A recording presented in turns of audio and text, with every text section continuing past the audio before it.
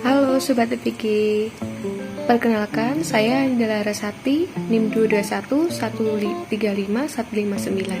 Pada kesempatan kali ini, saya akan mempresentasikan mengenai analisis kerangka strategi pembelajaran. Yang pertama adalah terdapat 3 prinsip dalam strategi pembelajaran yang sesuai dengan karakteristik siswa sekolah dasar. Yang pertama adalah developmentally appropriate practice, yang kedua teaching at right level, yang ketiga culturally responsive pedagogy. Nah, yang pertama adalah tentang pembelajaran berdiferensiasi atau development appropriate practice.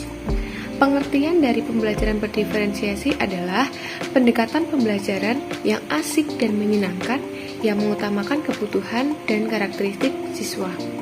Pendekatan ini juga memposisikan siswa sebagai pemegang peranan utama dalam proses pembelajaran. Berikut ini adalah terkait kerangka strategi pembelajaran yang terdapat pada pembelajaran berdiferensiasi. Yang pertama adalah mengenali dan memahami karakteristik siswa yang terkait dengan kebutuhan belajar siswa, sehingga guru dapat memberikan pembelajaran yang sesuai dengan kebutuhan siswa. Kemudian yang kedua adalah menciptakan lingkungan belajar yang asik dan nyaman dalam mendapatkan pengalaman belajar yang melibatkan aspek fisiologi anak. Hal tersebut dapat dilakukan dengan cara guru memberikan kegiatan pembelajaran yang menyenangkan, bisa berupa permainan ataupun menerapkan ice breaking ketika pembelajaran. Yang ketiga adalah menciptakan suasana belajar yang mengutamakan eksplorasi siswa terkait mata pembelajaran. Salah satunya menggunakan model pembelajaran yang dapat mendukung keterlibatan siswa seperti contextual teaching learning, problem-based learning, dan juga project-based learning, serta cooperative learning. Kemudian selanjutnya adalah menyediakan metode, bahan, dan juga media pembelajaran yang dapat memfasilitasi gaya belajar siswa yang berbeda-beda.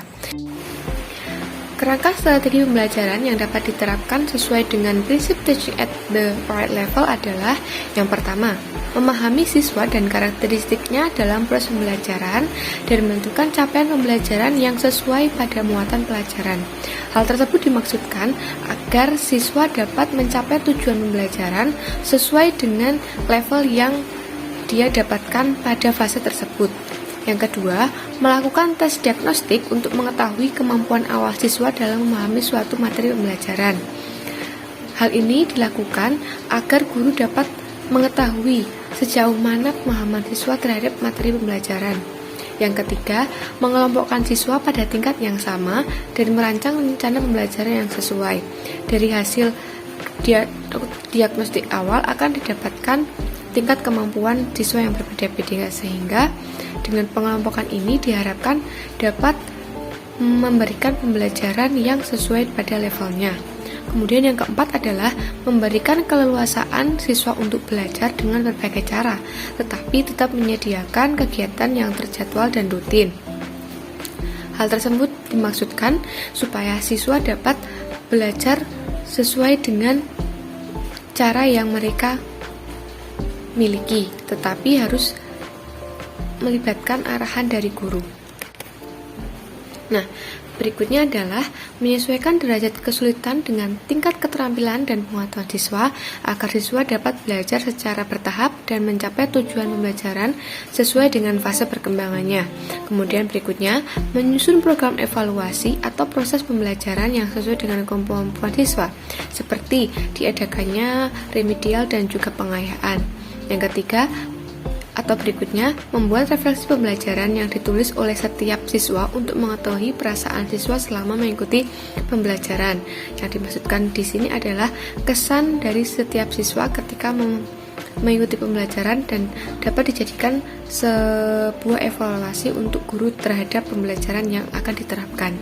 Nah, yang berikutnya adalah menggabungkan bahasa dan budaya dari rumah siswa dengan sekolah, sehingga setiap siswa dapat menyumbangkan keunikannya. Prinsip yang ketiga adalah pembelajaran secara kebudayaan responsif atau biasa disebut dengan culturally responsive pedagogy. Pengertian dari pembelajaran secara kebudayaan responsif adalah praksis yang merupakan teori dan aplikasi pendidikan yang menekankan pada keterkaitan antara pendidikan dan dimensi sosial budayanya.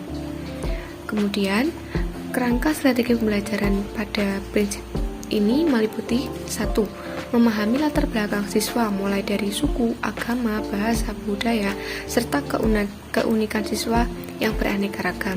Kemudian, mengadakan pembelajaran dengan materi muatan lokal sebagai salah satu bagian dari mata pelajaran. Yang berikutnya, merancang rencana pembelajaran yang dapat memberikan konteks aktual terhadap sosial budaya peserta didik atau siswa. Yang keempat, melibatkan peran orang tua dalam proses belajar dan saling memberikan umpan balik dengan komunikasi dua arah. Demikian presentasi dari saya mengenai analisis kerangka strategi pembelajaran sesuai dengan prinsip pembelajaran berdiferensiasi, pembelajaran berdasarkan kebudayaan, dan juga pembelajaran sesuai dengan levelnya.